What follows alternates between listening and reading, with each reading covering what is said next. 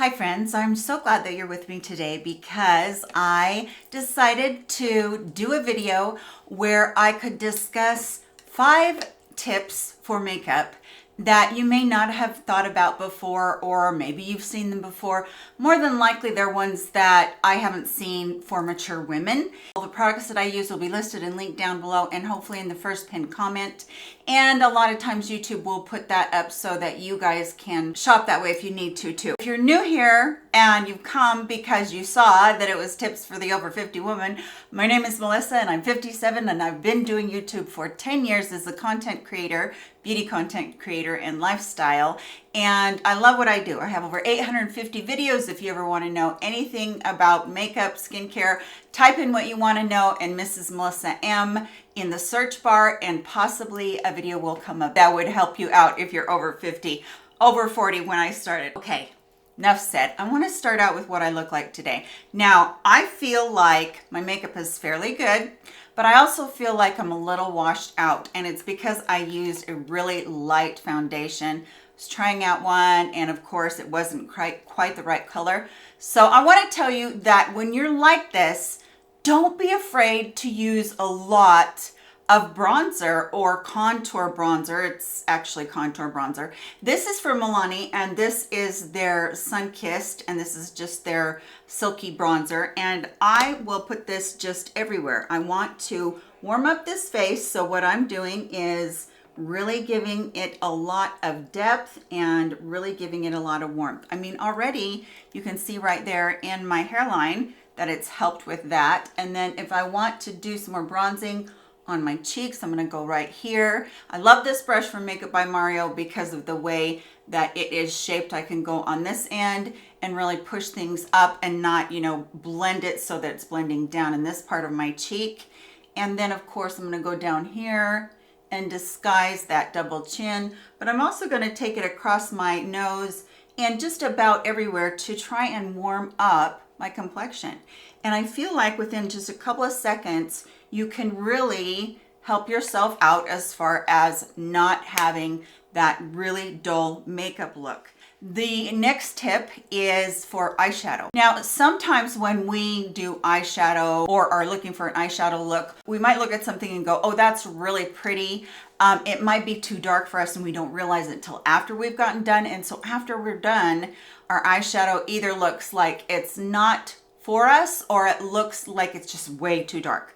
Here's my suggestion to help correct that, because you don't want to start over, right? When you've done a whole eyeshadow look. This is a ColourPop. I think it's a palette that's not in stock anymore, but this is a bright peach color. Peach is such a good correcting color, and it's good in this instance too. So I want you to take a fluffy blending brush, and then I want you to load it up, and then I want you to tap it off. And then I want you to just go right in here and use it almost like you were using a transition color. I want you to look at the two eyes. Hopefully this is going to come across on camera. I will actually do a little bit more than I normally would because of the lights. Sometimes it doesn't come across as well as it should. But if you look at that, I had a very neutral look on and all of a sudden it just brightened it up. That really is it. If you want to go with a brighter orange, you can do that. Don't go too bright on the orange or you're going to be sorry, especially if you're a neutral girl and you like a lot of neutrals or you like a lot of cool. But immediately you're going to see that that is going to help you out with any color. Even if you're doing like a purple eyeshadow and you get a little bit carried away, blend through it and then top on top of it a little bit of peach eyeshadow. I'm telling you, it really will help. Before you start your eyeshadow though, please, please, please use an eyeshadow primer, because when we're our age, the biggest thing it's going to impact is not the longevity of our eyeshadow. It's the discoloration. You want to use one that's going to even out all the discoloration on our eyes, because if you go in just with your bare eyes and you have darker eyes already, dark skin around your eyes already, you're gonna look like your makeup is even darker. If you're trying to do a smoky eye or anything, even the lighter looks that you're going for, the everyday looks that you're going for, you're gonna want to do this. And I'll show you right here, just from one eye to the other eye, what a difference that makes. This one is a medium color, and I also love my Anastasia Beverly Hills, and that is almost an opaque white color, which I absolutely love too. And then also the other tip that goes along with this is just tap a very small amount of powder on there. Today I just used the Sephora Blur It, just dust it over it so that it doesn't crease. If you are like me, you will get creasing on your eyeshadow primer because you have eyeballs that sweat.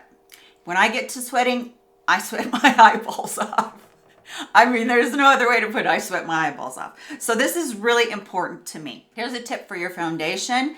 If you feel like your foundation looks cakey, it looks too heavy, always try to apply it with a sponge. Now, I don't feel that way about concealer. I love a good brush for the concealer, but foundation is a whole different animal when you're doing makeup, when you're doing foundation on a mature woman. You just don't want that much on there. And the other thing is you want to be able to spread it evenly. So here's what I do. I spray my sponge with a primer spray. What does that do? It actually helps the foundation to spread out. Has nothing to do with the longevity, has nothing to do with how the foundation is thinned out or anything like that. It just has to do with it spreading across your face evenly. So not a lot. You want a dampened beauty sponge to begin with, and then wring it out as hard as you can. Put it in a towel, wring it out as hard as you can again, and then you're just gonna want one spray on there. If you need maybe two, do two. This is Max Fix Plus. That's the old one because I always buy in bulk. It's also gonna add a little bit of hydration. So that helps as well with how it will lay down and how your skin will look. It won't get patchy as much. My next tip has to do with your eyeliner. Like today, I don't have any eyeliner on at all. But if I was to do some eyeliner on my waterline, this is what I would do. I would pick out a really good eyeliner that is one that you know is not going to run or smudge or anything like that. And if you want to make your eyes pop, try a color in your waterline. And that's what we're gonna do today. So for me, putting eyeliner in the waterline, it seems like just an exercise in futility because it runs out of there really quickly, right? Well, here's your friend, a little Q-tip, and pull that waterline down and dry it out first with the Q-tip. Don't be, heavy-handed. Don't scrape on there. Everything should be really light-handed. And then you're gonna go in and you're gonna do your eyeliner on there. And you're gonna find that that eyeliner will now grip a little bit better on there. So now we've got one coat on there. Look how that changes that eye and just kind of sets that eye off already.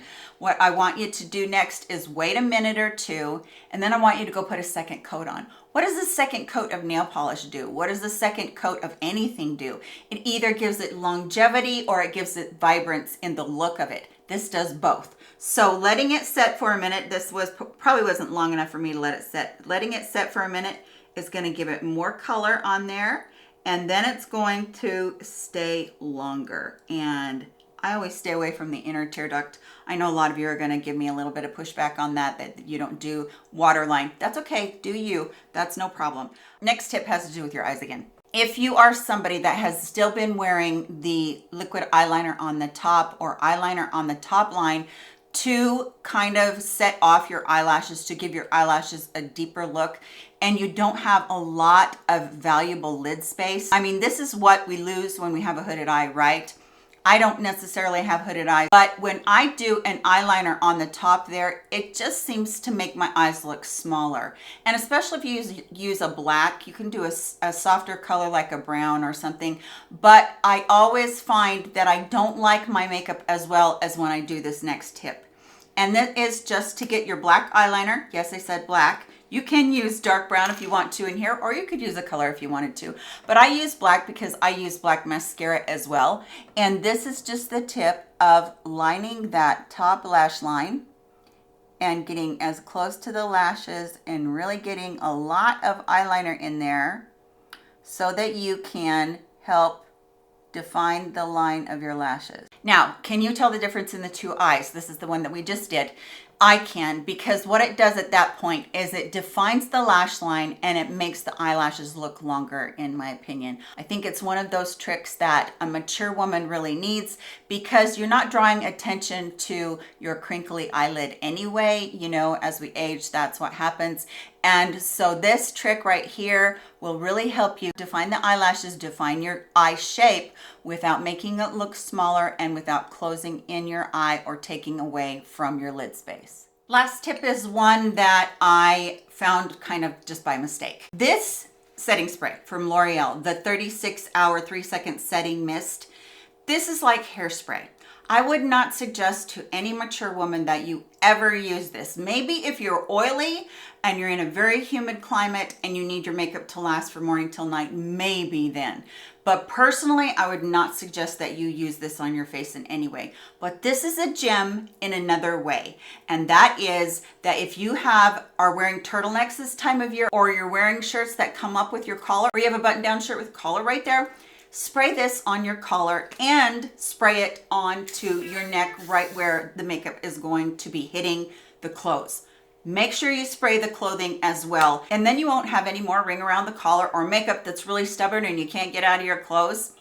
It's really genius. It works better than anything I have found to keep your makeup away from your clothes and not staining your clothes. It's a great way to do it. All right, that's it for today's video. I hope that you did enjoy seeing all of these tips and tricks and how I either fix or enhance my makeup over the age of 50. And actually, these tips are great for any age. Please, again, if you haven't already subscribed, I would love for you to subscribe to my channel.